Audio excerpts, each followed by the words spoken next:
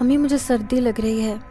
میں ایک چھپر تلے اپنے تینوں بچوں کو بالکل مرغی کی طرح سمیٹ کر بیٹھی تھی جب میرا سب سے چھوٹا بیٹا اپنی توتلی زبان میں بولا تو میرے دل کو ایک ہول سا پڑا۔ چھوٹا معصوم سا بچہ تھا اور ایسے دنیا کی ستم ظریفی اسے جھیلنی پڑ رہی تھی۔ میں نے اسے اپنی گود میں بٹھا لیا۔ بہت تیز بارش ہو رہی تھی۔ کوئی ٹھکانہ ایسا نہیں تھا جہاں ہم چلے جائیں، اور اگر کوئی ہمیں رکھتا بھی تو کیوں کر رکھتا؟ جب اپنوں نے ہی نہیں رکھا تو غیروں سے کیا امید رکھتا ہے؟ رات بھی ہونے والی تھی۔ اب میں سارا دن تو بچوں کو چھپر تلے لے کر بیٹھی رہی، البتہ رات کو تو وہاں نہیں رک سکتی تھی۔ مجھے کسی نہ کسی طرح اس ویرانے سے نکل کر شہر کی جانب جانا تھا تاکہ کچھ تو سہارا ملے۔ یہاں تو گاڑیاں بھی کم آ رہی تھیں، اوپر سے بارش کی وجہ سے رش مزید کم ہو گیا تھا۔ اچانک سے ایک کیری ڈبہ مجھے دور سے آتا دکھائی دیا۔ میں نے اسے ہاتھ دے کر روکا۔ اس کی سپیڈ تھوڑی ہلکی ہوئی، مگر بچے ساتھ دیکھ کر وہ پہلے سے بھی زیادہ رفتار بڑھا کر وہاں سے گزر گیا۔ میرا درمیان والا بیٹا کافی شرارتی تھا۔ وہ بارش تھوڑی رکی تو قریب ہی ٹیلے پر چڑھ گیا تاکہ دور سے آنے والی گاڑیوں کو پہلے ہی دیکھ لے، مگر شاید قسمت اس روز میرے سارے امتحان لینے پر تلی تھی۔ وہ جیسے ہی ٹیلے پر چڑھا اس کا پیر مڑ گیا اور کیچڑ میں لت پت ہوتا ٹیلے سے نیچے آ لڑکا۔ میں نے باقی بچوں کو چھپر تلے رکنے کا کہا اور خود اسے لینے وہاں پر چلی گئی۔ پہلے تو میرا بیٹا چپ رہا، مگر جب اس نے مجھے دیکھا تو رونا شروع کر دیا۔ میں نے اسے اپنے ساتھ لیا اور واپس چھپر تلے آ گئی۔ اب آنسو میری آنکھوں سے بھی بہہ رہے تھے۔ میں نے دیکھا دور سے ایک فقیر سا چلا آ رہا ہے۔ اس نے کپڑے تو صاف ستھرے پہنے ہوئے ہیں، مگر وہ اپنے آپ میں ہی کھویا ہوا تھا۔ اسے دیکھ کر بچے چیخنے لگے، امی وہ دیکھو فقیر ہے، شاید ہماری مدد کر دے۔ مگر میں شش و پنج کا شکار تھی۔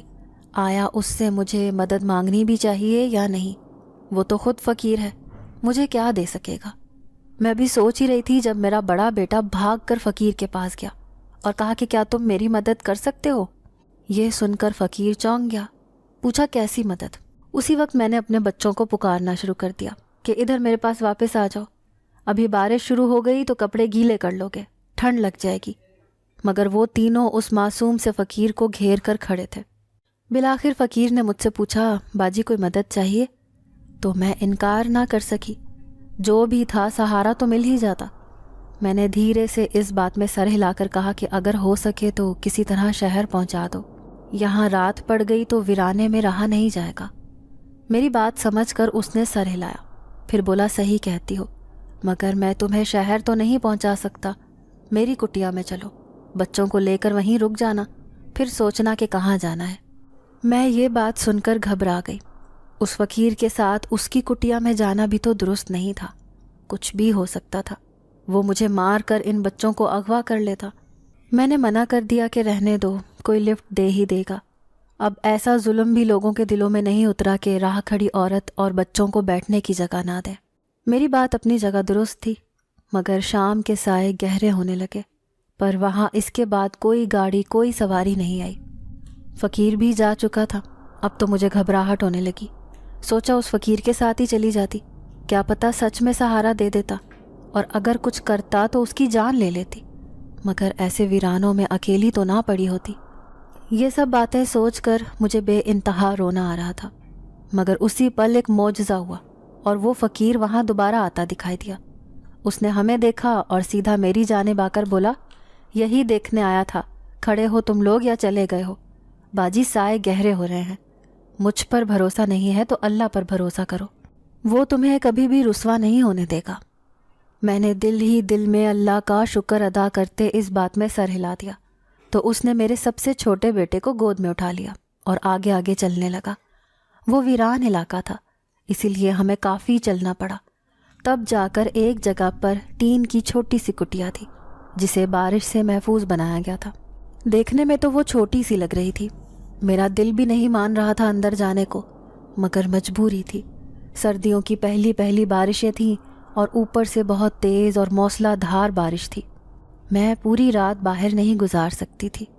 بچے تو بڑے خوش ہو کر فقیر کے ساتھ اندر کٹیا میں چلے گئے، میں بھی رب کا نام لے کر اندر داخل ہو گئی۔ باہر کی نسبت وہ کٹیا ذرا اندر سے بڑی تھی، یعنی ہم 4 لوگ وہاں بڑی آسانی سے رہ سکتے تھے۔ اسے کٹیا کم اور ٹین کا گھر زیادہ کہنا مناسب ہوگا۔ ایک چھوٹا سا واش روم تھا، چھوٹا سا کچن اور ایک بڑا سا کمرہ، جس کے اندر ایک کونے میں ایک اور کمرہ نسبتاً تھوڑے حجم میں بنا ہوا تھا۔ فقیر تو اس شخص کو میں کہہ رہی تھی جبکہ وہ درمیانی عمر کا ہوگا۔ شکل سے البتہ فقیر ہی لگ رہا تھا، بھیک مانگنے والا نہیں، عبادت کرنے والا سائیں۔ ہمیں اس کٹیا میں چھوڑ کر وہ چلا گیا۔ پیچھے میں اور بچے ایک کونے میں دبک کر بیٹھ گئے۔ وہ کچھ دیر بعد لوٹا تو اس کے ہاتھ میں ایک دودھ کا پیکٹ تھا جس کی اس نے چائے بنا کر ہم چاروں کو پلائی۔ پھر وہ دھیرے سے بولا، ابھی تم سب تھکے ہوئے ہو، جو بھی بات ہے کل کر لیں گے۔ ایسا کرو یہاں آرام سے رہو، میں باہر چلا جاتا ہوں، ویسے بھی مجھے فرق نہیں پڑے گا۔ میں نے جلدی سے اسے روک دیا کہ باہر مت جاؤ، باہر بارش ہو رہی ہے، ٹھنڈ لگ جائے گی۔ ہم اب تمہارے سہارے ہیں، اللہ کے بعد تم پر ہی بھروسہ کر کے یہاں پر بیٹھے ہیں۔ اس بات پر وہ مسکرا کر بولا کہ نہیں، یہ بارشیں میرا کچھ نہیں بگاڑ سکتی، ویسے بھی میں ادھر باہر ہی ہوں، اگر ضرورت پڑی تو اندر آ جاؤں گا، آپ لوگ پرسکون ہو کر رہیں۔ اس کے جانے سے پہلے میں نے اسے ٹوک دیا اور کہا کہ صحیح پہچانا تھا میں نے تمہیں، فقیر صفت انسان لگتے ہو۔ اس نے مسکرا کر کہا کہ ابھی فقیر صفت لگ رہا ہوں، کل کو حیوان لگنے لگوں گا، آپ پریشان نہ ہو، میں ادھر ہی ہوں باہر۔ میں نے اس بات میں سر ہلا دیا اور وہ کٹیا سے باہر نکل گیا۔ بچے تو چائے پیتے ہی سو گئے تھے، صبح کے تھکے ہوئے تھے، اوپر سے ان پر ٹوٹنے والی قیامت نے بھی انہیں تھپک تھپک کر سکون کی نیند سلا دیا تھا۔ البتہ میری آنکھوں سے نیند کوسوں دور تھی۔ یہ شخص اچھا انسان لگ رہا تھا، مگر کیسے یقین کر لیتی؟ جب اپنوں نے ہی اتنی بری کی تو آدھی رات تک تو میں جاگتی رہی، مگر اس کے بعد پھر نیند کے جھونکے آنے لگے، لیکن میں سو نہیں سکتی تھی۔ اگر رات کو اس نے میرے بچوں کو کچھ کر دیا تو کس سے شکایت کروں گی؟ یہی سوچ کر میں پوری رات جاگتی رہی۔ نیند نے بہت وار کیے مجھ پر، مگر جو عورت میری طرح اجڑی ہو وہ اپنی نیندیں تک اجاڑنے کا ہنر رکھتی ہے۔ صبح کہیں جا کر وہ اندر آیا اور اس وقت میری حالت بیداری کے باعث بہت زیادہ خراب تھی۔ اس نے مجھے گہری نظروں سے دیکھا، پھر بولا، میں شہر جا رہا ہوں، کل واپس آؤں گا، تب تک میری اس چھوٹی سی پناہ گاہ کی حفاظت آپ کے ذمہ ہے، فکر نہیں کرنا، رات کو کچھ نہیں ہوگا، میں حصار باندھ دوں گا، کوئی شخص تو کیا پرندہ بھی یہاں پر نہیں مار سکے گا، بس آپ نے یہاں سے جانا نہیں ہے۔ اس سے پہلے کہ میں اسے روکتی یا کسی بات کا پوچھتی، وہ اپنی بات کر کے وہاں سے چلا گیا۔ میں نے بھی سکون کا سانس لیا اور سو گئی۔ فی الحال اس دنیا میں سونا میری سب سے بڑی ضرورت تھی۔ شاید میں کچھ ہی دیر سوئی تھی جب اچانک سے مجھے جھٹکا لگا، میری آنکھ کھل گئی۔ میں نے بوکھلا کر ادھر ادھر دیکھا، مگر وہاں سب کچھ ٹھیک تھا، بچے ابھی تک سو رہے تھے۔ تب مجھے یاد آیا کہ میں خواب کی وجہ سے اٹھی تھی۔ وہی شخص جس نے مجھے یہاں پناہ دی تھی وہ میرے خواب میں آیا تھا، بہت پریشان لگ رہا تھا، مجھے یہاں سے چلے جانے کا بول رہا تھا کہ میں کسی کام میں پھنس گیا ہوں، جلدی نہیں لوٹ سکتا، اور میں نے صرف 2 دن کا حصار باندھا تھا، اس کے بعد آپ لوگوں کے لیے یہاں رہنا مشکل ہی نہیں ناممکن ہو جائے گا، اسی لیے بہتر ہے کہ 2 دن سے پہلے یہاں سے کوچ کر جائیں، آپ بس ضرورت کا سامان ساتھ لیں اور نکل پڑیں، میں خود ہی راستہ بتاؤں گا، بلکہ وہاں پر پہنچا دوں گا۔ میں بہت زیادہ پریشان ہو گئی، سمجھ ہی نہیں آئی کہ یہ سب کیا ہے۔ ابھی کچھ دیر پہلے وہ مجھے یہاں سے کہیں بھی نہ جانے کا بول کر گیا ہے، اور اب کہہ رہا ہے کہ جتنی جلدی ہو نکلیں۔ میں کافی دیر سوچتی رہی کہ کیا کرنا چاہیے، جاؤں یا نہیں، مگر پھر فیصلہ کر کے اٹھ گئی۔ جو بھی ہے، میں اس کے سہارے تو ساری عمر زندہ نہیں رہوں گی، اللہ کا سہارا زیادہ بہتر ہے، اور کیا پتہ ایسا ہی ہو کہ یہاں سے جانے میں ہی بھلائی ہو۔ میں نے ایک تھیلے میں کچھ پھل ڈالے جو وہ فقیر صبح وہاں رکھ کر گیا تھا، اور بچوں کو جگا کر اپنے ساتھ چلنے کا بولا۔ بچے یہ سب دیکھ کر بار بار منع کرنے لگے کہ ہم نہیں جائیں گے، مشکل سے رہنے کو جگہ ملی ہے، مگر جانا ضروری تھا۔ ہم سب وہاں سے نکل پڑے۔ تھوڑی دور جا کر میرے بڑے بیٹے کو یاد آیا کہ ابا کی انگوٹھی تو وہیں اس کٹیا میں رہ گئی، وہ واپس لانا چاہتا تھا، مگر میں نے منع کر دیا کہ اب وہاں نہ جاؤ۔ لیکن بچہ تھا، باپ کی نشانی اسے اپنی جان سے بڑھ کر عزیز تھی، تو وہ ہم سب کو وہیں پر چھوڑ کر پیچھے بھاگا۔ کافی دیر بعد آیا تو انتہائی پریشان تھا، کہنے لگا جس جگہ ہم رات کو رکے تھے وہاں کٹیا تھی، اس کا اب نام و نشان بھی نہیں ہے۔ مجھے لگا بچہ راستہ بھٹک گیا ہوگا۔ مگر وہ اپنی بات پر بضد تھا۔ اس نے یہ بھی بتایا کہ فلاں درخت کٹیا کے باہر تھا، جو ابھی بھی موجود ہے، مگر وہاں کسی قسم کی کوئی جھگی یا کٹیا نہیں ہے۔ یہ بات حیرانی والی تھی، مگر اس پر غور و فکر کرنے کے بجائے بہتر تھا کہ ہم اس راستے پر چلتے رہتے تاکہ ہمیں بہتر پناہ گاہ مل سکے۔ کافی دیر چلنے کے بعد ایک ٹوٹا پھوٹا سا مکان دکھائی دیا۔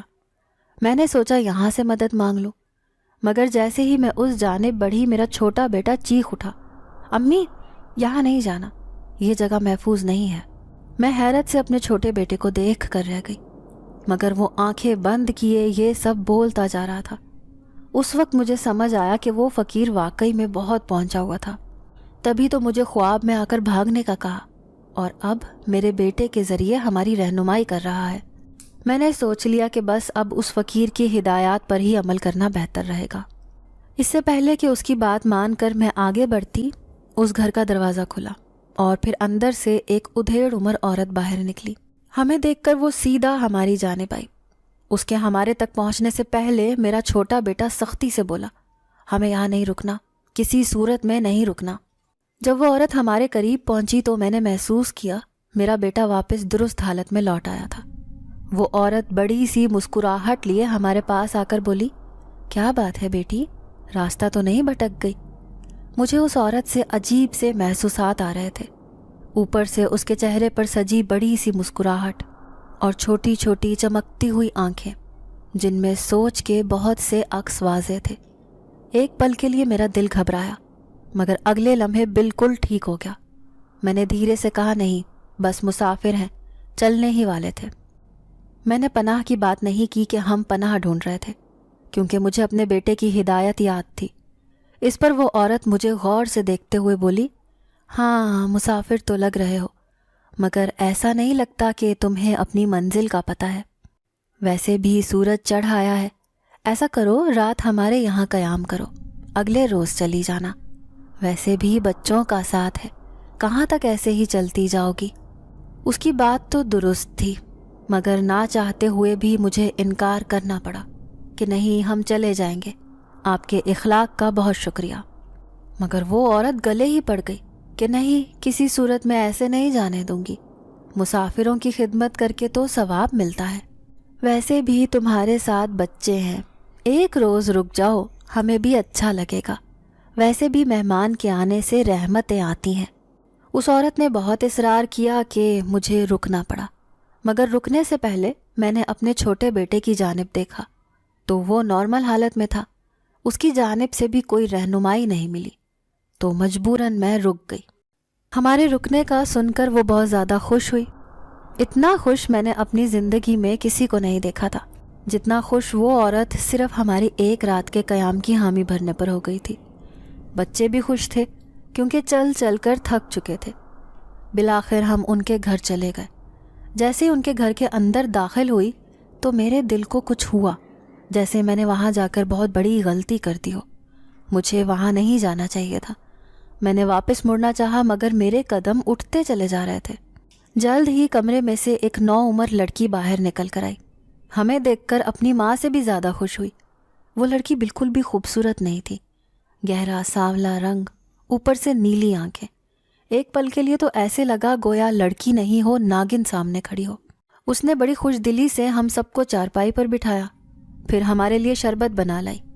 میں نے منع کیا مگر میرے منع کرنے سے پہلے ہی شربت اٹھا کر بچوں نے پینا شروع کر دیا۔ مجبوراً مجھے بھی پینا پڑا۔ میں نے شربت پیتے پیتے اچانک نظر اٹھا کر اوپر دیکھا تو وہ دونوں ماں بیٹی ایک دوسرے کو مسکراتے ہوئے اشارے کر رہی تھی۔ یہ دیکھ کر مجھے ایک دم سے کھانسی کا دورہ پڑ گیا، جو کچھ دیر بعد ٹھیک تو ہو گیا مگر میرے دل میں ان کے اشارے کانٹے کی طرح پھنس چکے تھے۔ شربت میں نے ویسے ہی آدھا چھوڑ دیا تو وہ عورت مجھے اس کمرے میں آرام کرنے کا بول کر باہر چلی گئی، مگر میرا تو سارا آرام چین اڑ چکا تھا۔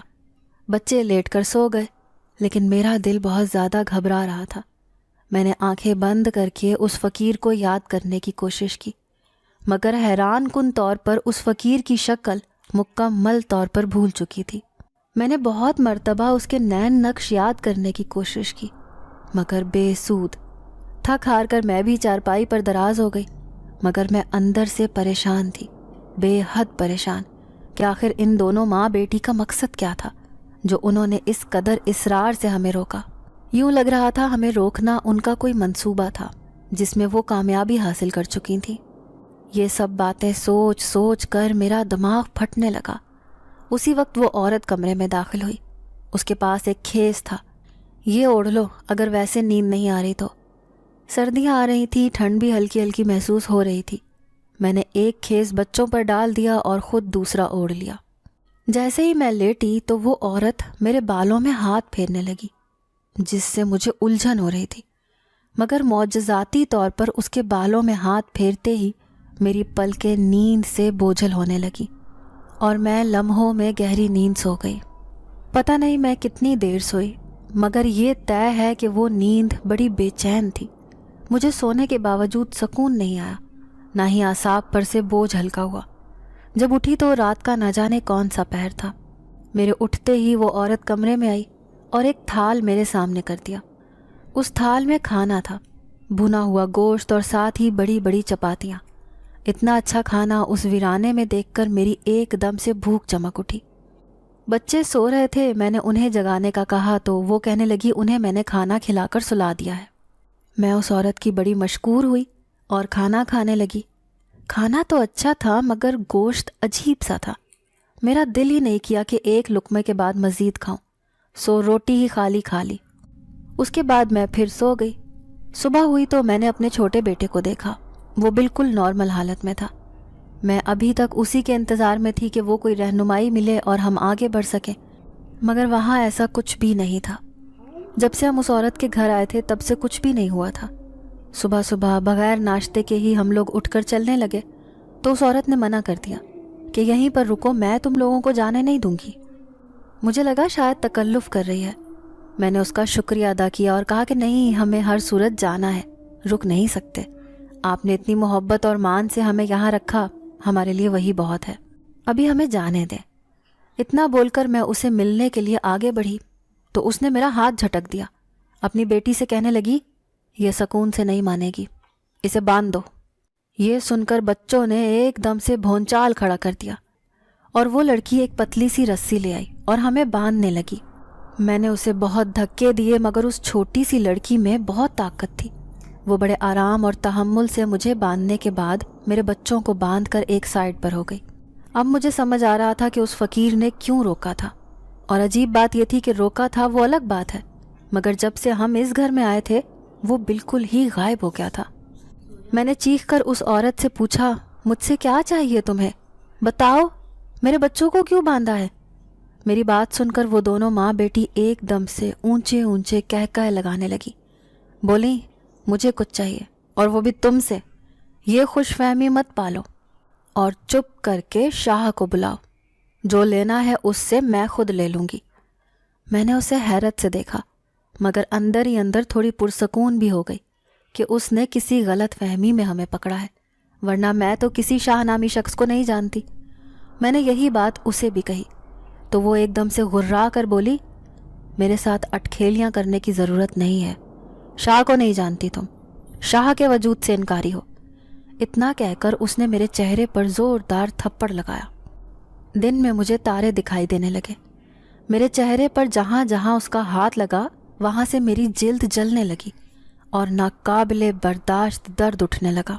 میں درد سے کراہی تو وہ مسکراتے ہوئے بولی، یہ درد اب تب ہی ٹھیک ہوگا جب شاہ یہاں آئے گا، جو ویسے تو ممکن نہیں تھا مگر تم نے اب ممکن بنا دیا ہے، بلاؤ اسے۔ میں نے درد سے کراہتے ہوئے وہی بات دہرائی کہ میں کسی شاہ کو نہیں جانتی، تم مجھے چھوڑ دو۔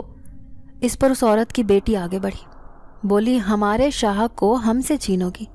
تم انسانوں کا اور کام ہی کیا ہے؟ کسی کی چیز چھین لینا، بس یہی زندگی ہے۔ کل ساری رات شاہ تمہاری چوکی داری کرتا رہا اور اب تم اس کے وجود سے ہی منکر ہو گئی ہو۔ وہی شاہ جس کے گھر رکی تھی، جس نے تمہیں سہارا دیا تھا، بھول گئی ہو سب؟ یہ بات سن کر مجھے احساس ہوا کہ انہیں کوئی غلط فہمی نہیں ہوئی، وہ مجھے ہوئی تھی۔ میں نے جلدی جلدی کہا، وہ فقیر، وہ تو ہمیں چھوڑ کر صبح ہی کہیں چلا گیا تھا، اور یقین جانو میں اسے نہیں جانتی، مجھے تو اس کے نام تک کا علم نہیں ہے۔ اس نے مجھے سہارا دیا تھا، بس اتنا ہی ہے، اس سے زیادہ میرا اس کے ساتھ کوئی تعلق نہیں ہے۔ میں نے بات سمجھتے ہوئے جلدی جلدی تسلی دی، جس پر وہ لڑکی آگے بڑھی اور میرے بال اپنی مٹھی میں لے کر بولی، فقیر نہیں ہے وہ، فقیر تم جیسے ہوتے ہیں جو پناہیں مانگتے ہیں، وہ شاہ ہے، میرا شاہ، سمجھ رہی ہو؟ بلاؤ اسے یہاں پر، دیکھنا تمہاری تکلیف دیکھ کر بھاگا چلا آئے گا۔ مجھے کچھ بھی سمجھ نہیں آ رہا تھا، اوپر سے بچوں کے رونے نے میرے مزید اعصاب بوجھل کر دیے تھے۔ میں ایک دم چیخ کر بولی، کیسے بلاؤں اسے؟ وہ صبح کہیں چلا گیا تھا، اس کے بعد واپس نہیں آیا۔ میری بات پر وہ لڑکی کچھ سوچتے ہوئے ایک کمرے میں گئی۔ واپس آئی تو اس کے ہاتھ میں ایک بڑا سا پیالہ تھا جو اوپر تک پانی سے بھرا ہوا تھا۔ اس نے وہ پیالہ میرے سامنے رکھا اور غرا کر بولی، اس میں دیکھو اور شاہ کو پکارو کہ تم تکلیف میں ہو، فوراً تمہاری مدد کو پہنچے، ورنہ تمہارے بچوں کی جان بھی جا سکتی ہے۔ میں نے حیرت سے اس لڑکی کو دیکھا جو مجھے کچھ کھسکی ہوئی لگ رہی تھی۔ اس سے پہلے کہ میں انکار کرتی، اس عورت کی گھوری نے مجھے یہ سب کرنے پر مجبور کر دیا۔ میں نے شاہ کو وہی الفاظ دہرا کر پکارا جو اس لڑکی نے مجھ سے کہے تھے۔ اتنا کہنے کی دیر تھی کہ پیالے میں سے دیکھتے ہی دیکھتے دھواں اٹھنے لگا۔ مجھے شدید کھانسی ہونے لگی، میرے بچے بری طرح کھانس رہے تھے، جبکہ وہ لڑکی اور اس کی ماں بہت زیادہ خوش دکھائی دے رہے تھے۔ اچانک سے ان کی نظر مجھ پر پڑی۔ مجھے دیکھتے ہی اس نے ہاتھ کا کوئی اشارہ کیا اور میں وہیں پر بے ہوش ہو گئی۔ عقل تو یہی کہتی ہے کہ میرے بے ہوش ہوتے ہی شاہ وہاں پہنچ گیا، مگر میری عقل ذرا انسانی ہے، اسی لیے مانتی نہیں۔ میں بے ہوشی کی حالت میں بھی سب کچھ سن اور سمجھ رہی تھی۔ شاہ نے اس عورت سے کہا کہ مجھے بے ہوشی سے نکالا جائے، تو وہ صاف منع کرتے ہوئے بولی کہ نہیں، میں نے تمہیں یہاں چمبیلی کے لیے بلایا تھا، اس سے شادی کر لو، میں اس عورت کو چھوڑ دوں گی۔ یہ جملے بڑے واضح طور پر میرے کانوں میں پڑ رہے تھے، مگر میں کوئی جواب دینے یا ہلنے سے مکمل طور پر قاصر تھی۔ پتہ نہیں اچانک سے کیا ہوا، شاید شاہ نے مجھے بچانے کی کوشش کی مگر ناکام رہا۔ میں نے محسوس کیا اگلے چند لمحوں میں بھی وہ میرے ساتھ بندھا ہوا تھا۔ کہیں رات میں جا کر میری حالت درست ہوئی تو میں نے دیکھا کہ میرے بچے بھی ابھی اسی اثر تلے ہنوز تھے جس کی زد میں تھی۔ میں نے ٹھیک ہوتے ہی اپنے ارد گرد دیکھا تو شاہ گردن نیچے کیے مسلسل کچھ سوچنے میں مصروف تھا۔ میں نے اس سے کہا کہ یہ کون عورتیں ہیں؟ انہوں نے ہمیں بہت تنگ کیا ہے، بس تمہارا ہی تقاضا کرتی رہی۔ میں نے شاہ کو دیکھتے ہی بے تکلفی سے کہا۔ اس نے میری جانب دیکھا اور اسی وقت کمرے سے باہر نکل کر کوئی آیا تھا۔ میں گردن موڑ کر شاہ سے بات کر رہی تھی۔ جیسے ہی سیدھی ہونے لگی شاہ نے منع کر دیا کہ ادھر مت دیکھنا، لیکن یہی تو ہم انسانوں کی فطرت ہوتی ہے، ہمیں جس کام سے منع کیا جائے ہم وہ کام ہر حالت میں کرتے ہیں، بھلے سے ہمارے ساتھ کچھ بھی ہو جائے۔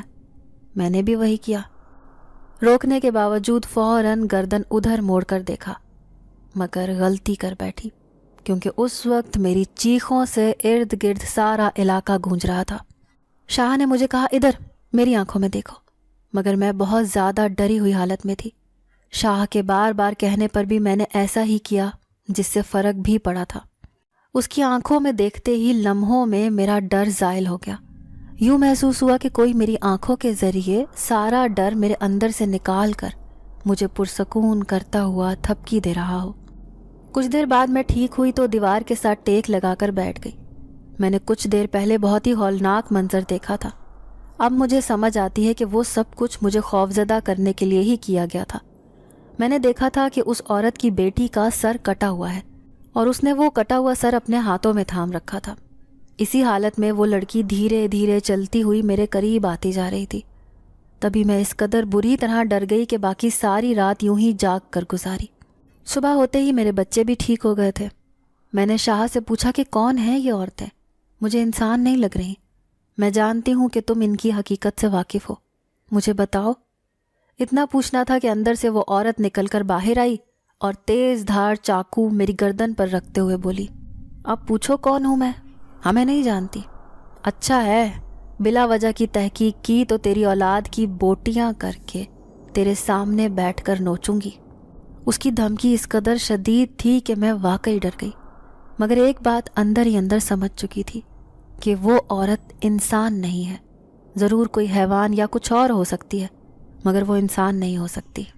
یہ بات سوچتے ہی اچانک سے میرے دل میں خیال آیا کہ اگر وہ انسان نہیں ہے تو کیا شاہ انسان ہے؟ اس کے سارے ہی کام غیر انسانی ہیں، تو کیا یہ بھی انسانوں کی دنیا میں سے نہیں ہے؟ یہ سوچتے ہی میرے جسم کے رونگٹے کھڑے ہو گئے۔ میں دل ہی دل میں رب سے گڑ گڑا کر دعا مانگنے لگی کہ نہ جانے کس مصیبت کا شکار ہو گئی ہوں، مجھے یہاں سے صحیح سلامت نکال لینا۔ پہلے کم مصیبتوں کی ماری تھی، میرے 3 ہی بچے تھے، شوہر دہاڑی کرتا تھا، کبھی کام مل جاتا تو کبھی نہ ملتا، سسرال بھرا پورا تھا، شوہر کے 11 بھائی تھے، سبھی اکٹھے رہتے تھے اور اپنا الگ الگ کماتے تھے۔ ہم اکٹھا رہنے کے باوجود اپنا الگ کھانا پکاتے تھے، اگر دہاڑی لگ جاتی تو پیٹ بھر کر کھاتے، اگر نہ لگتی تو فاقے کر لیتے، مگر کسی دیور یا جیٹھ سے مانگنے کی غلطی تب بھی نہیں کی تھی۔ اس روز میرا شوہر کام پر گیا تھا، بڑا خوش تھا کیونکہ ایک بہت اونچی عمارت بن رہی تھی۔ مجھے صبح صبح کہنے لگا اب تو کافی دن دہاڑی لگے گی، تو کچھ جمع جتھا بھی کر لینا، فاقوں میں کام آ جاتا ہے۔ میں اس کی بات پر مسکرا دی، وہ کام پر چلا گیا، مگر میں نہیں جانتی تھی کہ وہ مجھ سے آخری باتیں ہوں گی۔ واپسی اپنے پیروں پر نہیں بلکہ کندھوں پر لوٹا تھا۔ پتہ چلا جس عمارت پر دہاڑی کر رہا تھا اس کی چھت سے نیچے گر گیا، شاید بچ جاتا مگر نیچے سریا پڑا تھا جو جسم کے آر پار ہو گیا، وہ وہیں موقع پر جان سے چلا گیا۔ میرے ساس سسر کو تو کوئی زیادہ فرق نہیں پڑا تھا، نہ ہی دیور یا کسی جیٹھ کو زیادہ دکھ ہوا تھا کیونکہ ان کے پاس 10 اور تھے، لیکن میرے بچوں کا باپ اور میرا شوہر تو ایک ہی تھا۔ اس روز کل کرواتے ہی ان سب نے ہمیں گھر سے نکال دیا کہ جگہ کم پڑ رہی ہے، چلو تم لوگوں کا کمرہ بانٹ لیں گے، تم یہاں سے جاؤ۔ میں کہاں جاتی؟ میں خود لاوارث تھی، والدین عرصہ پہلے مر چکے تھے، ایک رشتہ دار نے پال پوس کر شادی کر دی تھی، اس کے بعد وہ بھی مر گیا تھا۔ میں نے ان کی بہت منت سماجت کی مگر وہ کسی صورت بھی کچھ بھی سننے کو تیار نہیں تھے، اور کھڑے پیروں بغیر کسی سامان کے مجھے اور میرے 3 بیٹوں کو گھر سے نکال دیا۔ ہم لوگ باہر کافی دیر گھر کے باہر بیٹھے رہے کہ شاید رحم کھا کر اندر بلا لیں گے، مگر ایسا کچھ نہیں ہوا۔ انہوں نے الٹا ظلم کیا۔ میرا سب سے بڑا جیٹھ، اس کے پاس رکشہ تھا، اس نے ہم سب کو رکشے میں بٹھایا اور شہر سے دور اس ویرانے میں چھوڑ گیا جہاں آبادی دور دور تک نہیں تھی، اوپر سے عام سفر کے لیے بھی وہ راستہ بہت کم استعمال ہوتا تھا۔ ہم پورا دن وہاں کھڑے رہے کہ ہمیں کوئی لفٹ مل جائے یا کوئی مدد حاصل ہو جائے، مگر ایسا نہ ہونا تھا اور نہ ہی ہوا۔ پھر شاہ نے ہمیں سہارا دیا، مگر اس کا دیا سہارا بھی گلے پڑ گیا، پتہ نہیں کون سی مخلوق سے سامنا ہو گیا تھا۔ مجھے خود سے زیادہ بچوں کی فکر تھی کہ ان پر کوئی الٹا اثر نہ ہو جائے یا یہ ڈر نہ جائے۔ ابھی بھی بچے مجھے آنکھیں پھاڑ پھاڑ کر پہلے تو دیکھتے رہے، مگر جب اس عورت نے مجھے آزاد نہیں کیا، میری گردن پر سے چاقو نہیں اٹھایا، تو وہ دھاڑے مار مار کر رونے لگے۔ یہ دیکھ کر شاہ گرج کر اس عورت سے کچھ عجیب سی زبان میں بولا، جسے سنتے ہی وہ ڈھیلی پڑی اور کمرے سے چلی گئی۔ اس کے جاتے ہی بچے کچھ پرسکون ہوئے، مگر مجھے سکون نہیں آ رہا تھا۔ یہاں ہمارے ساتھ کچھ بھی ہو سکتا تھا، پرائے مسئلے میں میری اور میرے بچوں کی جان سولی پر لٹکی ہوئی تھی۔ میں نے شاہ سے کہا کہ یہ سب کیا ہے، مجھے بتاؤ، ورنہ میں خود اس پل پل کی اذیت سے تنگ آ کر یہیں اپنے بچوں کا اور خود کا گلا دبا دوں گی۔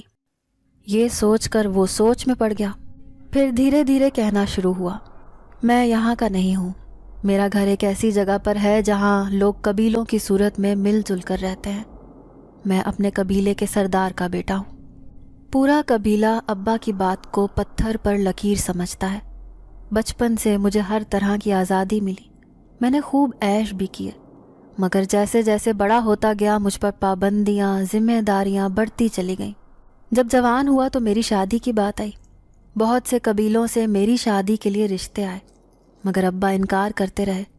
میری ماں نے، بہنوں نے، سب نے وجہ پوچھی تو ابا نے کہا کہ وہ کسی کو بہت پہلے زبان دے چکے ہیں، اور کسی قبیلے کے سردار کو یہ بات نہیں جچتی کہ وہ اپنی زبان سے پھرے۔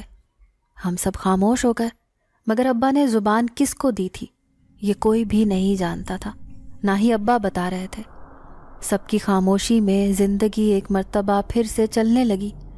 تبھی میری ملاقات چمبیلی سے ہوئی۔ میں اور یہ ایک دوسرے کو بہت اچھے سے جانتے ہیں۔ یہ مجھ سے شادی کرنا چاہتی تھی، مگر میں ایسا نہیں چاہتا تھا۔ وجہ تم دیکھ ہی چکی ہو، اسے سب لوگوں کو خوف زدہ کر کے اچھا لگتا تھا۔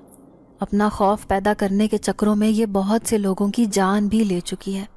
بس یہی وجہ تھی کہ میں حقیقت جاننے پر اس سے دور ہوتا چلا گیا۔ میں نہیں جانتا تھا کہ یہ اس قدر شدت پسند ہوگی کہ میری خاطر کچھ بھی کر گزرے گی۔ میں پیچھے ہوتا چلا گیا، یہ ضد میں آ گئی، مجھ تک پہنچنے کی ہر ممکن کوشش شروع کر دی۔ میں نے تنگ آ کر ابا سے کہا کہ جس کو بھی زبان دی ہے میری، اس سے شادی کروا دیں۔ میں ایک بہت بڑے مسئلے میں پھنس چکا ہوں، جس سے فرار کا یہی واحد حل ہے۔ ابا نے یہ سن کر کچھ دنوں کا وقت مانگا۔ میں بھی مطمئن ہو گیا کہ اس سے جان چھوٹ جائے گی، لیکن جب میں نے اس لڑکی کو دیکھا جس سے میری شادی ہونی تھی، تو میں نے مر جانے کی دعا کی۔ ابا نے میرا رشتہ پکا کر دیا۔ تب جا کر مجھے علم ہوا کہ چمبیلی میرے ابا کی بہن کی بیٹی ہے۔ ہم قبیلے والے بیٹیاں بیاہ کر ان کا پیچھا نہیں لیتے۔ میں نے صاف انکار کر دیا کہ میں کسی صورت بھی چمبیلی سے شادی نہیں کروں گا۔ یہ سن کر پورے قبیلے میں ایک کوہرام مچ گیا کہ میں نے سردار کے حکم کو ٹال کر ان کی شان میں گستاخی کی ہے۔ سب نے مجھے سمجھانے کی بہت کوشش کی، مگر میں نہیں سمجھا۔ میں نے انہیں چمبیلی کی حقیقت بھی بتائی، مگر وہاں کوئی میری ایک سننے پر بھی رضامند نہیں تھا۔ بالآخر بہت سی باتوں، بہت سے جرگوں کے بعد بھی میں نہیں مانا، تو ابا نے مجھے قبیلے سے نکال دیا کہ جب تک میں چمبیلی سے شادی پر رضامند نہیں ہو جاؤں گا، قبیلے کی جانب منہ نہ کروں۔ میں بھی وہاں سے چلا آیا اور بس نگر نگر پھرتا رہا، کبھی کہاں رک گیا، کبھی کسی کی مدد کر دی۔ اسی طرح میں بہت دنیا گھوم چکا۔ اس دوران میں نے قبیلے جانے کی واپس بہت کوشش کی، مگر ابا کسی صورت اپنی بات سے پیچھے ہٹنے کو تیار نہیں تھے۔ میں بھی اپنی بات پر رک گیا تھا کہ اب ایسا کچھ نہیں ہوگا جو مجھے چمبیلی سے شادی کرنے پر راضی کر سکے۔ میں نے اس درخت پر بسیرا کر لیا اور ہر وقت عبادت میں مشغول رہنے لگا۔ اس روز جب میں نے تمہیں اور تمہارے بچوں کو روتے دیکھا تو سمجھ گیا کہ ضرور تمہیں کوئی مسئلہ ہے، کوئی پریشانی ہے، جو اس قدر برستی بارش میں تم لوگ کھڑے ہو، اور تمہارے ساتھ چھوٹے چھوٹے بچے بھی ہیں۔ میں نے انسانی روپ دھارا اور تمہارے سامنے سے گزرا۔ مجھے یقین تھا تم مجھے مدد کے لیے پکارو گی، اور ایسا ہی ہوا، کیونکہ وہاں تم نے جتنے لوگوں کو پکارا تھا کوئی بھی تمہاری مدد کرنے نہیں رکا۔ میں نے اپنے علم سے وہاں ایک کٹیا بنائی، وہاں تم لوگوں کو پناہ دی، مگر جانتی ہو وہ کٹیا عام گھروں کی طرح نہیں تھی۔ وہ ان دیکھی کٹیا تھی جسے ایک انسان اپنی عام آنکھ سے نہیں دیکھ سکتا۔ اگر میرے بغیر تم وہاں پر جاتی تو سوائے درخت کے تمہیں کچھ بھی دکھائی نہ دیتا، مگر تم میرے ساتھ گئی تھی، اسی وجہ سے کٹیا بھی دیکھ پائی اور اس میں پوری رات قیام بھی کر سکی۔ میں نے محسوس کیا کہ میری موجودگی میں تم خود کو غیر محفوظ محسوس کر رہی ہو، تو میں وہاں سے باہر چلا آیا۔ سوچا تھا کہ اگلے روز تمہیں کسی محفوظ جگہ پر پہنچا دوں گا، مگر قبیلے میں ابا نے میرے خلاف جرگہ لگا دیا، تو مجبوراً مجھے وہاں پر جانا پڑا۔ مجھے لگا تھا شاید میں شام تک واپس آ جاؤں گا، مگر ایسا نہیں ہوا۔ اس مرتبہ ابا نے سخت جرگہ لگایا تھا۔ وہ مجھے قبیلے سے مکمل طور پر الگ کر دینا چاہتے تھے، جیسے تم لوگوں کو آگ کر دیتے ہیں نا، بالکل ویسے ہی۔ کچھ تو پریشانی تھی، میری ماں مجھے واپس آنے نہیں دے رہی تھی کہ اگر تم چلے گئے تو اس قبیلے میں دوبارہ کبھی تمہاری گنجائش نہیں نکلے گی۔ مجھے ڈر اس بات کا تھا کہ اگر مجھے وہاں پر زیادہ دن لگ گئے تو جو حصار میں تم لوگوں کی پناہ پر باندھ کر گیا تھا وہ ختم نہ ہو جائے، کیونکہ وہ حصار صرف ایک دن کا تھا۔ اس کے بعد وہاں سے کٹیا، وہ پناہ، ہر چیز ختم ہو جانی تھی۔ تم سب دوسرے لوگوں کی نظر میں آ جاتے۔ صرف یہی نہیں، ہر طرح کے شیاطین بھی تمہیں نقصان پہنچانے کی کوشش کرتے۔ اسی لیے میں تمہارے خواب میں آیا، میں نے تمہیں وہاں سے چلے جانے کا بولا۔ پھر مزید رہنمائی کے لیے میں تمہارے چھوٹے بیٹے پر غالب آ گیا۔ وہاں تک تو سب ٹھیک تھا، مگر چمبیلی جان چکی تھی کہ میں تم لوگوں کی مدد کر رہا ہوں۔ اس نے تمہیں اپنے گھر بلانا چاہا، تب میں نے منع بھی کیا تھا، مگر اس نے اپنے گھر کی حدود میرے لیے تنگ کر دی تھی۔ اگر میں اس کے گھر کی حدود میں تمہاری رہنمائی کرتا یا وہاں آتا تو میں فنا ہو جاتا۔ اسی لیے وہاں تمہیں لاکھ روکنے پر بھی جب تم نہیں رکی تو مجبوراً مجھے منظر سے غائب ہونا پڑا۔ میرا خیال تھا وہ تمہیں نقصان نہیں پہنچائے گی، مگر ایسا نہیں ہوا۔ اس نے تمہیں اذیت دی، بچوں کو تنگ کیا۔ मैं फिर भी शशोपंज का शिकार था कि जाऊं या ना जाऊं, लेकिन जब तुमने मुझे मदद के लिए पुकारा तो मैं रुक नहीं पाया। मेरे ना आने की वजह यह थी कि अगर मैं यहाँ आ जाता तो उसकी कैद में दाखिल हो जाता, मगर तुम मेरी जिम्मेदारी थी। मैंने तुम्हें हिफाजत का वादा दिया था, तो अब मुझे तुम लोगों की खातिर ये कैद कबूल है। अपनी कहानी सुनाकर वो चुप हुआ, मगर मैं तो हैरतों के अथाह समंदर में अभी तक डुबकियां खा रही थी। यानी मैं जिसे इंसान समझकर उसके लिए दिल से दुआएं कर रही थी, वो इंसान तो था ही नहीं, जाने क्या मखलूक थी। मैंने सहम कर अपने बच्चों को एक नज़र देखा तो वो मुस्कुरा कर बोला कि परेशान ना हो, मैं कोई नुकसान नहीं पहुंचाऊंगा।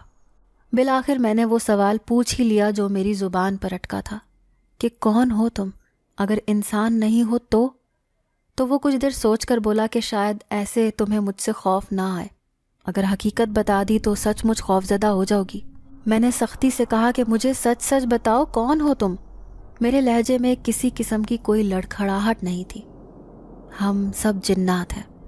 इतना बोलकर वो चुप कर गया, जबकि मुझे कुछ देर लगी खुद को नॉर्मल करने में। जब मैं कुछ ना बोली तो वो धीरे से बोला, मुझसे खौफजदा होने की ज़रूरत नहीं है, चंबेली से है, मगर फ़िक्र नहीं करो, मैं अपनी जान पर खेलकर अपना वादा पूरा करूँगा। भले से उसके लिए मुझे उससे शादी ही क्यों ना करनी पड़े, मैं शादी करके तुम लोगों को रिहाई ज़रूर दिलवा दूँगा। मैं चुप रही, कुछ भी ना कहा। पता नहीं चंबेली कब से हमारी बातें सुन रही थी। वो अचानक से नमूदार हुई और एक अजीबो गरीब ज़ुबान में शाह से मुखातिब हुई, जिसका शाह ने बड़ी तलखी से जवाब दिया। जवाबन वो भी गुर्राई थी, मगर शाह के मुकाबले में बार बार ढीली पड़ जाती थी। बिलाखिर मुझे घूरती हुई वो वहाँ से चली गई। मैं तो तब से चुप ही बैठी थी।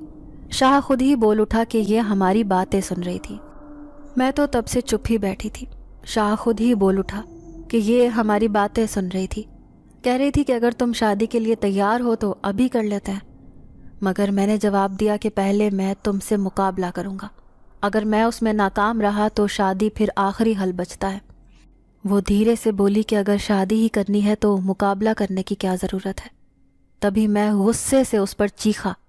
इतना बोलकर वो चुप कर गया, जबकि मैं अपनी फ़िक्र में थी, जो दायरे में इर्द गिर्द चक्कर बन चुकी थी।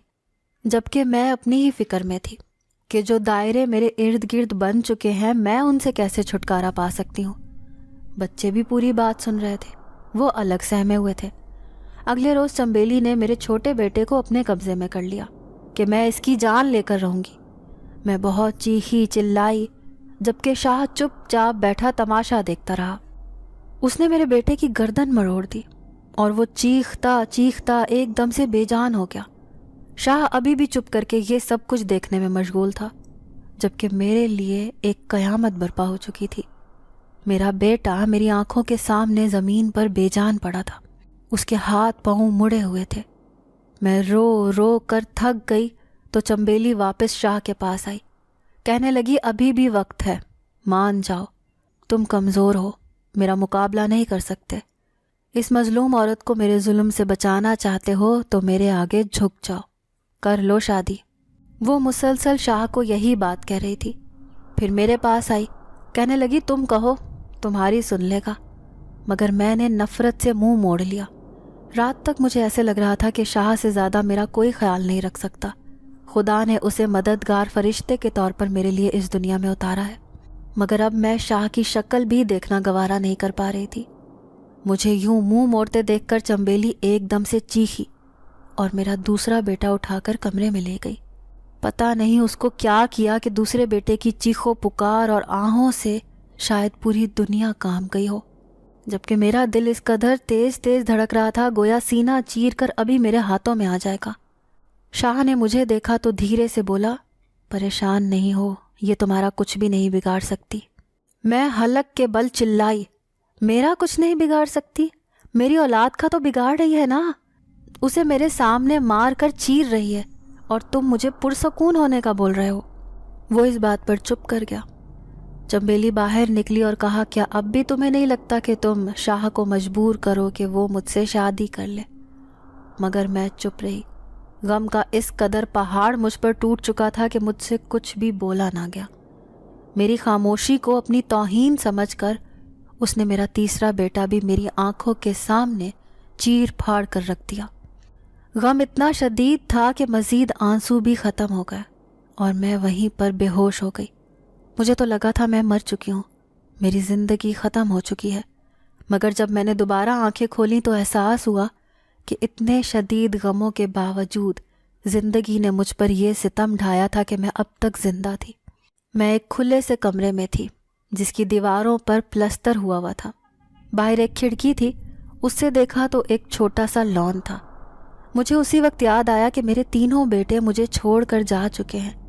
یہ سوچ ذہن میں آتے ہی میرے دل کو آگ لگ گئی۔ میں بستر سے چھلانگ لگا کر اتری کہ باہر کھلی ہوا میں سانس لے سکوں، مگر سامنے دیکھا تو لان کے ایک کونے میں میرے تینوں بیٹے کیاری ٹھیک کر رہے تھے۔ مجھے لگا میرا وہم ہے، ورنہ ان تینوں کو تو میں نے مرا ہوا دیکھا تھا۔ سب سے چھوٹے بیٹے کی نظر مجھ پر پڑی تو وہ امی کہتا بھاگتا آیا، مجھ سے آ لپٹا۔ میں بھی اس سے لپٹ گئی۔ میرے تینوں بیٹے میرے ارد گرد کھڑے تھے۔